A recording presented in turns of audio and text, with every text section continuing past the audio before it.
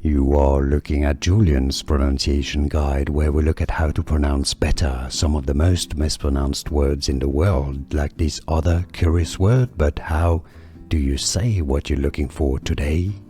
Buongiorno. We are looking at how to pronounce this word of Italian origin, and we'll be looking at how to say more Italian vocabulary food names too. Stay tuned.